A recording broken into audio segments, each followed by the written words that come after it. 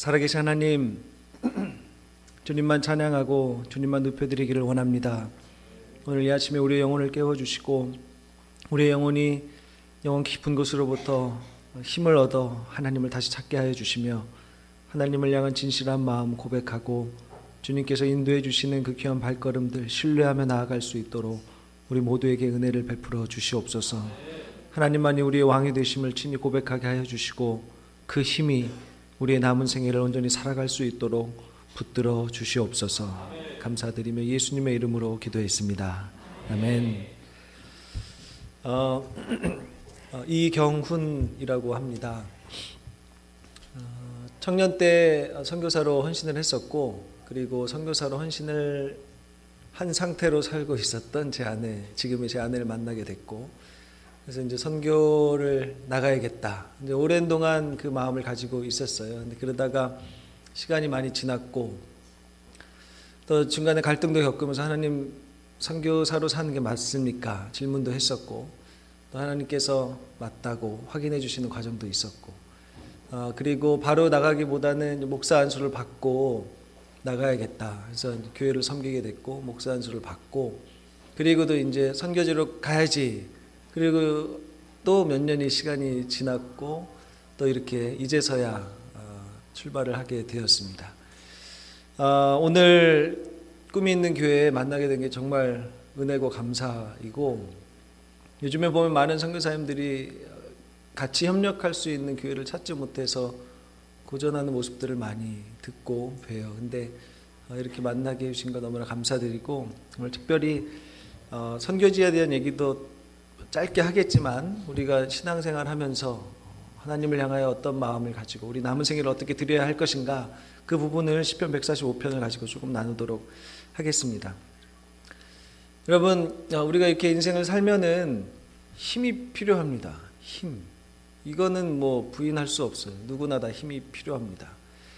어르신들도 계시지만 인생을 살다 보면 이게 더 힘이 필요하구나. 힘이 빠지는 일들이 많이 있거든요. 저도 이제 올해 45이 됐는데 지내면서 보니까 뭐 위로를 받고 힘이 되는 일들도 많이 있지만, 이것을 내가 이겨낼 수 있을까?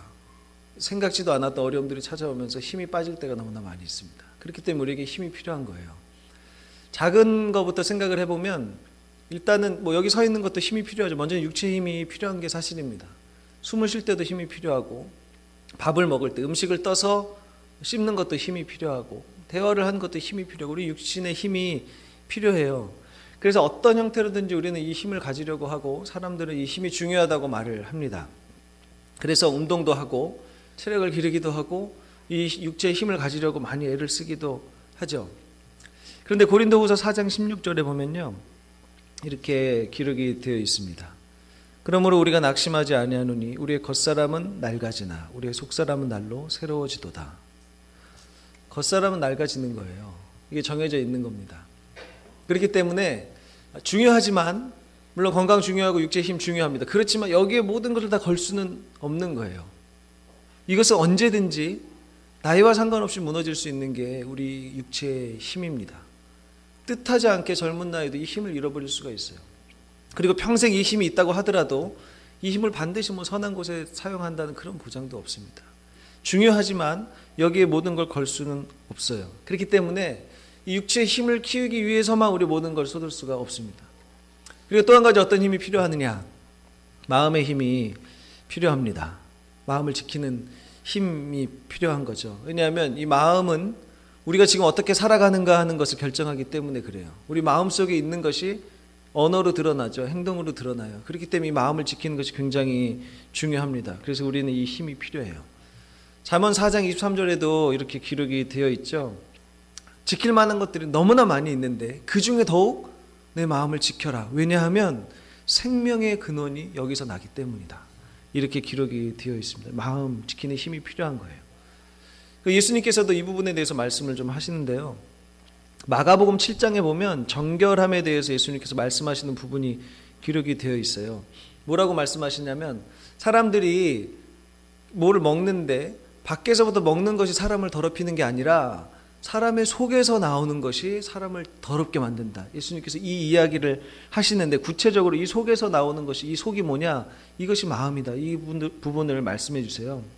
그래서 21절 23절 7장에 보면 속에서 곧 사람의 마음에서 나오는 것은 악한 생각 곧 음란과 도둑질과 살인과 간음과 탐욕과 악독과 속임과 음탕과 질투와 비방과 교만과 우매함이니 이 모든 악한 것이 다 속에서 나와서 사람을 더럽게 하느니라. 이게 다 우리 마음에서 나온다는 거죠. 그렇기 때문에 이 마음을 지키는 힘이 필요한 겁니다. 그리고 또 마음에 우리가 힘을 잃어버릴 때, 상처를 받거나 좌절하거나 고난이 찾아올 때 힘을 잃어버리는 경우가 있습니다. 낙담을 하게 되죠. 그럼 그걸 극복할 힘도 필요한 거예요. 그래서 힘들 때 우리는 기도의 자리로 나옵니다. 간절한 마음이 생기죠. 이런 일들을 겪으면. 시편 5편 1절과 2절에 보면 다윗이 하나님께 이렇게 기도를 합니다. 여호와여, 나의 말에 귀를 기울이사 나의 심정을 헤아려 주소서. 내 마음을 헤아려 주소서. 주님, 내 마음이 너무 상했습니다. 나의 왕 나의 하나님이여, 내가 부르짖는 소리를 들어주십시오. 내가 주께 기도합니다. 이 처절한 마음을 가지고 하나님 앞에 기도를 하기도 하는 겁니다. 그런데 우리가 실제로 살다 보면 이 마음조차 지키는 게 실패할 때가 있어요. 힘들고 어려울 때 기도해야죠, 당연히. 근데 너무 힘들면 기도가 또 안 될 때가 있습니다.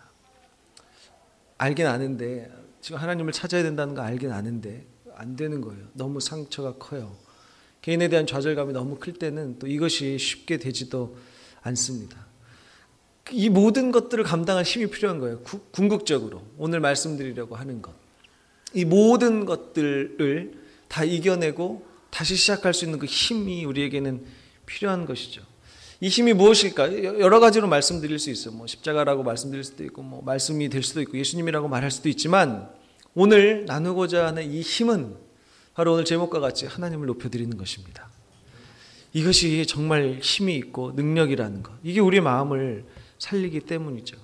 그래서 오늘 본문을 보기 전에 조금만 더 설명을 드리면, 하나님을 높인다는 것이 뭘까? 요한계시록 말씀을 조금 볼 건데 제가 그냥 설명을 해드리겠습니다.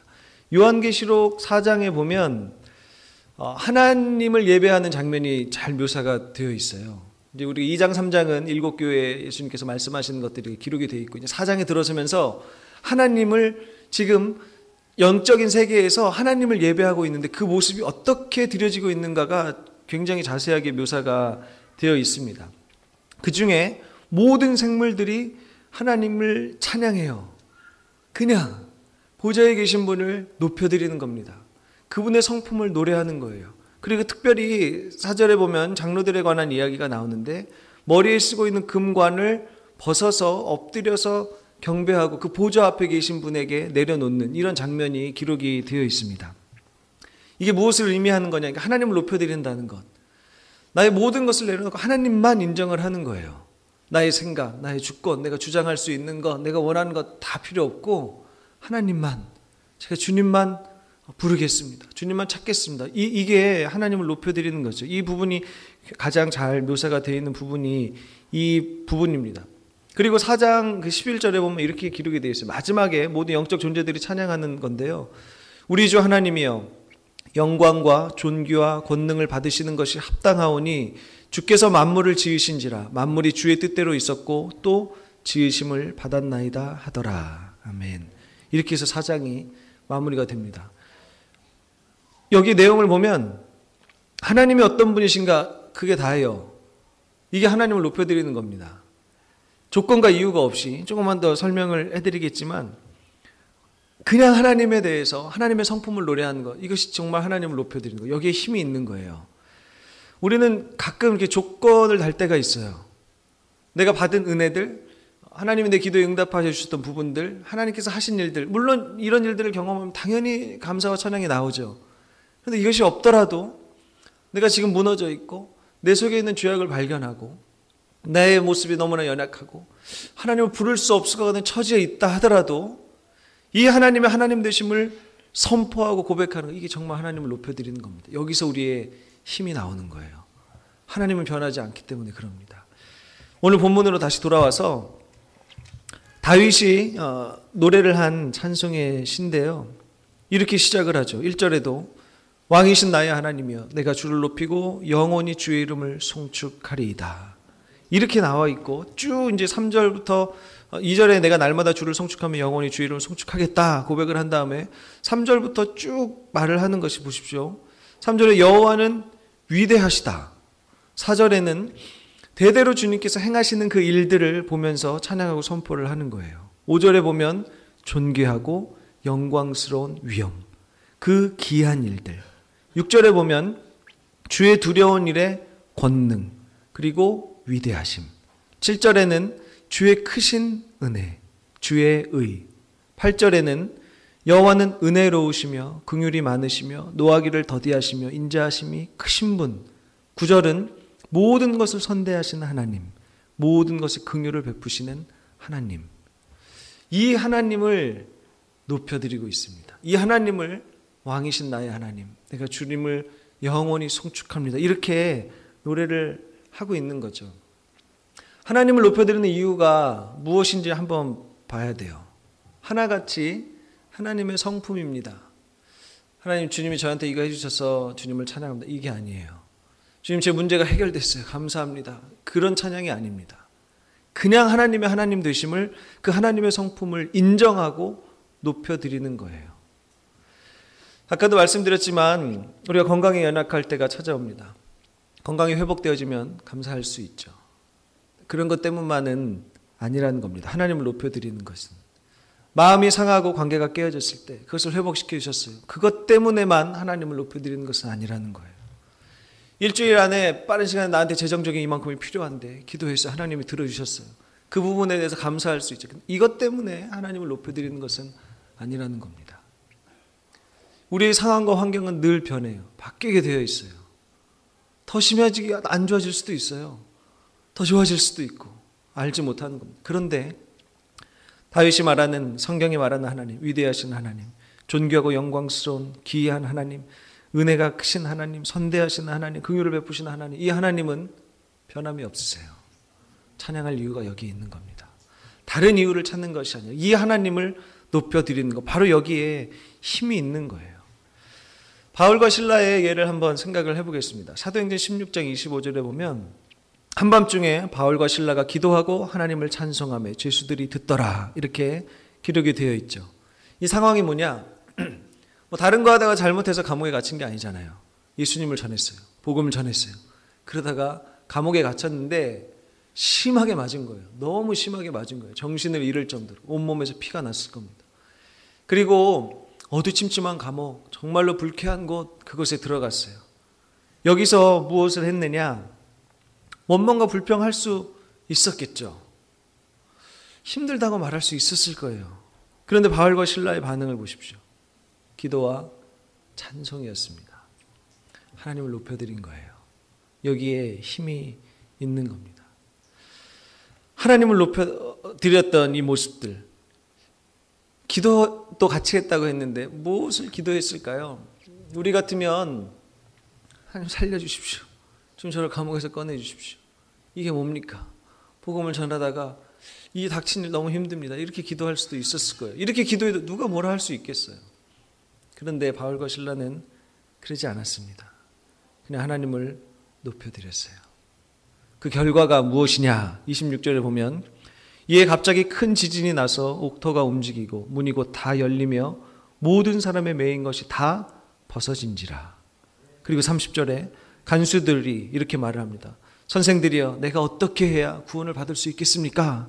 그래서 복음을 전하죠. 31절에 주 예수를 믿으라. 그리하면 너와 내 집이 구원을 받으리라. 그리고 그 집에 가서 가족들과 함께 음식을 나누고 복음을 전하고 그 온 가족이 구원을 받는 모습이 기록이 되어 있습니다. 하나님을 높여드리면요, 하나님의 일을 보는 거예요. 하나님의 일을 보는 것, 이것이 우리의 힘입니다. 하나님을 높여드리면요, 우리가 원하는 일을 경험하는 그거 아니에요. 그건 힘이 빠지는 겁니다. 거기서 우리의 힘을 찾을 수가 없어요. 하나님을 높여드렸더니 내가 간구했던 것을 드려주셨다, 이거 안 돼요. 이런 걸 기대해서는 안 됩니다. 하나님을 높여드렸더니 내가 사모하는 일들에 하나님이 응답을 해주셨다, 이거 아니라 하나님을 높여드리면 하나님의 일을 보는 겁니다. 나와 아무런 상관이 없다고 해도 하나님께서 하시는 일을 보는 거예요. 그게 힘이 있는 거죠. 우리가 하는 일은 한계가 있어요. 잘할 수 있는 것보다 못하는 게 더 많이 있습니다. 선한 영향력을 끼치는 것보다 사람들의 눈살을 찌푸리게 하는 일들 더 많이 있어요. 하나님의 일은 그렇지 않습니다. 하나님의 일을 보면 감동하게 되는 거고, 하나님의 일을 보면 우리의 영혼이 힘을 얻게 되는 거예요. 여기에 하나님을 높여드리는 힘이 있기 때문에 이것을 회복해야 한다는 겁니다. 또 한 군데 이사야서 2장 11절 17절에 보면은 똑같은 말이 이렇게 기록이 되어 있습니다. 그날에 눈이 높은 자가 낮아지며 교만한 자가 굴복되고 여호와께서 홀로 높임을 받으시리라. 그날에 자고한 자는 굴복되며 교만한 자는 낮아지고 여호와께서 홀로 높임을 받으실 것이요. 마지막 날을 이야기하고 있는 거거든요. 마지막 심판의 날 어떻게 될 것이냐. 힘이 있다고 생각됐던 것들, 우리가 의지했던 것들, 지금은 굉장히 괜찮아 보이는 것들 다 끝난다. 다 낮아진다. 오직 여호와 하나님 한 분만 홀로 높임을 받으실 것이다. 이건 정해진 일입니다. 우리가 보게 될 일이에요. 그렇기 때문에 우리가 지금의 현실을 살아가면서 이 일을 경험을 해야 하는 거죠. 마지막 날에 하나님께서 높임을 받으실 거 분명히 정해져 있는데 그 삶을 기대하면서 지금 현실 속에서 내가 하나님을 높여드리는 삶을 경험하고 그렇게 살아가야 하는 연습과 훈련이 우리에게 필요한 겁니다. 그냥 마지막 날 뭐 그렇게 되겠지. 그게 아니라 실제로 우리 생활에서 그 일들을 경험을 해야 하죠. 이것이 날마다 우리에게 힘이 되는 겁니다.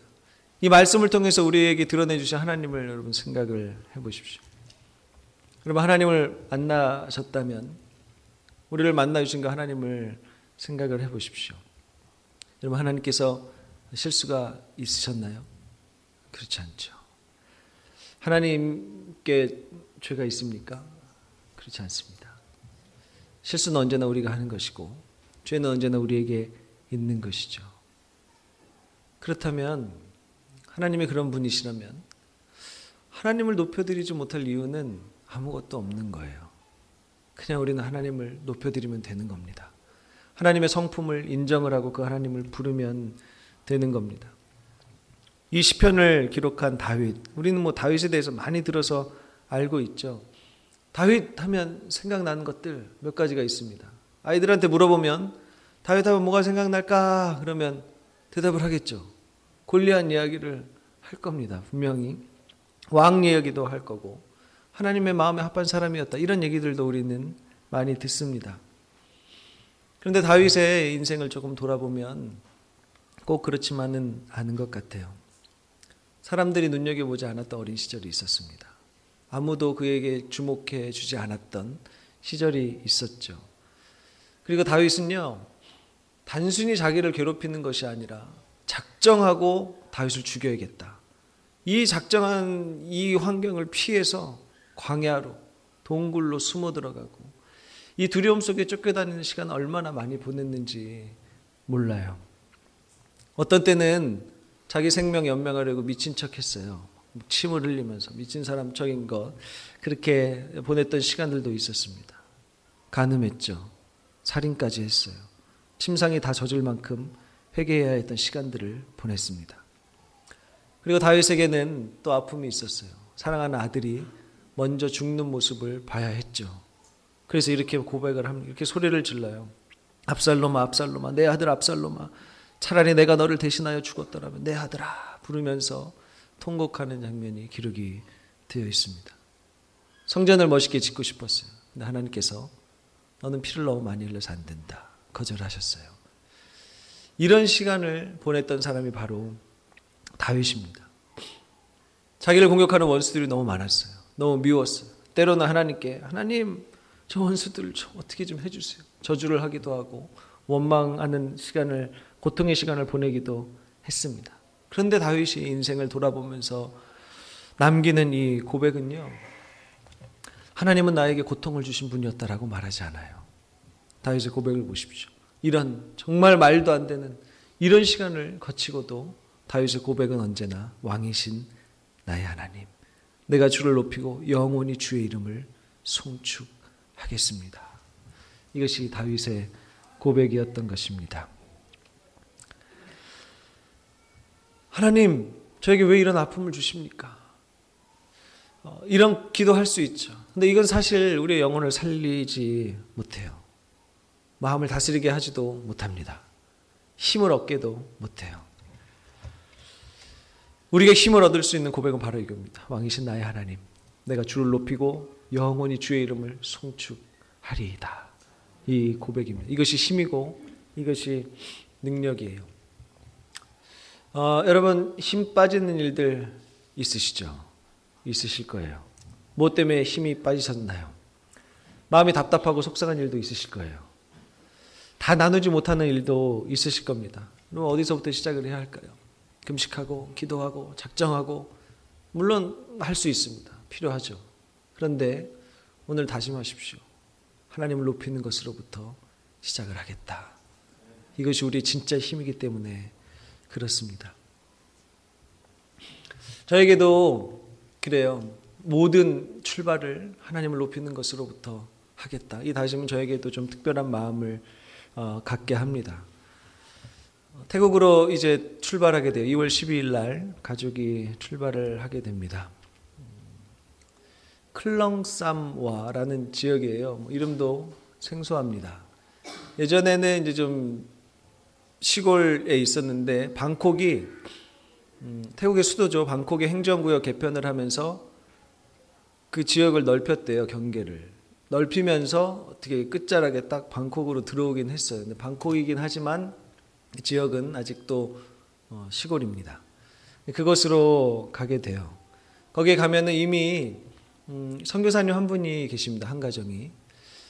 그분이 이제 21년째, 올해 21년째 사역을 하고 계신데, 거기서 이제 같이 제가 배우고 같이 섬기면서 사역을 하게 돼요. 첫 2년 동안은, 올해와 내년 2년 동안은 언어에만 집중을 하게 됩니다. 그리고 나서 3년 차부터 같이 사역을 하고 같이 배우고, 여기 선교사님은 이제 은퇴를 준비하고 계시고, 그 이후에는 이제 저희 가정이 그 사역을 감당을 하게 되죠. 마을에 다니면서 교회에 초청을 하지 않아도 직접 마을에 다니면서 아이들을 부르고 전도를 하고 그곳에서 복음을 전합니다. 그리고 중고등학생들을 지금 현재 7명 있는데 학사관을 만들어서 같이 먹고 재우고 하면서 아이들 학교도 보내고 신앙교육도 시키고 이런 일도 하고 있습니다. 그리고 더 나아가서는 인도차이나 반도, 태국에 있는 인도차이나 반도, 좀 특별한 곳이에요. 동쪽으로 서쪽으로 다 한 번씩 교회의 성장을 경험했던 나라들이 있습니다. 복음이 힘을 얻는 것들을 경험했던 나라. 근데 태국을 중심으로 한 인도차이나 반도만 유일하게 한국보다 훨씬 더 복음이 먼저 전해졌음에도 불구하고 지금 통계상으로 뭐 지역마다 약간 차이는 있지만 1%를 아직 넘어보지 못한 그런 땅입니다. 지금도 뭐 0.5%, 0.6% 이렇게 이야기를 합니다. 그것으로 가게 되는 겁니다. 사람들은 이야기를 많이 해요. 아유, 힘들어서 그거 어떡하냐. 뭐 잘 모르겠어요. 저는 뭐 물론 힘든 일 있겠죠. 뭐 인생이 힘든 거니까요. 근데 힘들다는 생각은 아직은 안 해봤습니다. 근데 힘든 일이 왜 없겠어요. 출발하기 전에 많은 일들을 겪으면서 조금 맛을 본 것 같습니다. 뜻하지 않는 좀 어려움들이 찾아왔어요. 뭐 다 자세하게 나눌 수는 없지만 저도 이 말씀을 준비하고 전하면서도 사실 저에게도 힘이 필요합니다. 힘이 많이 빠지는 일들이 생겼어요. 생각하지 못했던 일들이 찾아오는 거예요. 건강이 악화되기도 하고 뜻하지 않은 일들을 겪기도 하고 여러 가지 고민이 됐어요. 지금 이게 하나님께서 나를 훈련을 시키시는 건지 아니면 사탄이 공격을 하는 건지 분간이 안 될 만큼 굉장히 어려운 일을 최근 몇 개월 동안에 겪었습니다. 가장 힘이 들었던 것은 이 상황을 제가 의연하게 대처를 하지 못하는 거예요. 제 안에 분노가 있는 것을 보게 되고 제 안에 연약함이 있는 것을 발견을 하게 되고 하나님을 높여드리는 것이 힘이라고 말을 하면서 힘을 얻지만 내가 이것밖에 안 되는구나. 이런 생각에 많은 힘이 빠졌습니다. 좋은 쪽으로 말하면 정말 하나님만 의지하게 된 거죠. 아까 예배 시작 때 불렀던 찬양 있잖아요. 나는 아무것도 아닙니다. 이 찬양 예전에는 그냥 머리로 고백을 한 거죠. 주님, 저는 아무것도 아닙니다. 구원을 해주셨으니까 저는 아무것도 아닙니다. 그런데 이게 진짜 제 영혼 깊은 곳에서 드려지는 고백이 되는 거예요. 진짜 내가 할 수 있는 게 없다. 이런 일들을 이제 하려고 생각을 했었고, 이런 일들을 기대했었고, 근데 이게 하나 둘 내가 할 수 있는 게 없구나. 어떻게 될지 모르겠다. 그리고 제 안에 연약한 걸 보면서 하나님, 제가 이런 데도 저에게 은혜를 베풀어 주시는군요. 나 같으면 야 됐다, 너는 안 되겠다, 야 선교 가지 말아라, 그럴 만도 한데 하나님 다시 힘을 주시더라고요. 연약함도 덮어주시고 또 여러 가지 환경으로 하나님께서 위로를 해주세요. 그래서 가는 겁니다. 예전에는 가서 하나님의 나라를 멋있게 선포하고 열정적으로 사역하고 이런 말들을 많이 했는데 지금은 솔직하게 잘 모르겠어요. 가서 무슨 일을 겪을지 잘 모르겠습니다. 어떤 일을 겪게 될지 잘 모르겠어요. 그런데 갑니다. 그래서 하나님께서 하실 일들을 기대하는 거예요. 왜냐하면 하나님께서 저를 그 땅 가운데서 하나님을 높이도록 불러주셨기 때문입니다. 저를 불러주셨던 말씀, 이사야서 12장 4절부터 6절까지 말씀인데요. 이렇게 기록이 되어 있어요. 그날에 너희가 또 말하기를 여호와께 감사하라. 그의 이름을 부르며 그의 행하심을 만국 중에 선포하며 그의 이름이 높다 하라. 시온의 주민아 소리 높여 부르라. 이스라엘의 거룩하신 이가 너희 중에서 크심이니라 할 것이니라. 이것이 저희 부르심의 말씀입니다. 온 만국 중에서 하나님의 이름이 높다고 선포하는 거예요. 이것이 제가 평생에 해야 할 일입니다. 그래서 하나님을 높여드리는 일을 멈출 수가 없습니다. 가면 하나님을 온전히 높여드릴 수 있도록 여러분 기도해 주십시오. 그리고 함께 마음을 쏟아 주십시오. 하나님만 높아지셔야 합니다. 왜냐하면 우리가 경험하는 거 있잖아요. 여러분, 사람이 높아지면 반드시 문제가 생기게 되어 있습니다. 교회에서 그런 일들을 많이 봐요. 교회 안에서 하나님이 높임을 받지 못하시고 사람이 높아지려고 하잖아요. 반드시 갈등이 찾아옵니다. 반드시 분열이 있어요. 직장에서도 그렇고요. 어떤 소그룹 모임에서도 그렇고요. 사람이 높아지는 것에 반드시 분열과 갈등이 있게 되어 있습니다. 그런데 하나님만 높임을 받으시면 아무 문제가 없어요. 하나님만 높여지면 되는 겁니다. 그 일들을 할 것이고 그 일들에 여러분이 함께 동역자가 되어주시는 것에 감사를 드립니다. 여러분, 오늘 마음에도 다짐을 하시고 모든 순간에 이제 하나님을 높여드림으로 내가 시작을 하겠다. 여기 조건이 없다고 말씀드렸죠. 하나님이 나에게 이런 것을 해주셨기 때문에 하나님을 찬양하는 이거 아니에요. 하나님은 하나님이시기 때문에 그냥 높임을 받으셔야 하는 겁니다. 그 하나님을 높여드리심으로 새 힘을 얻으시고 늘 기쁨으로 살아가시는 여러분들 되시기를 축원합니다. 아멘. 잠깐 기도하겠습니다.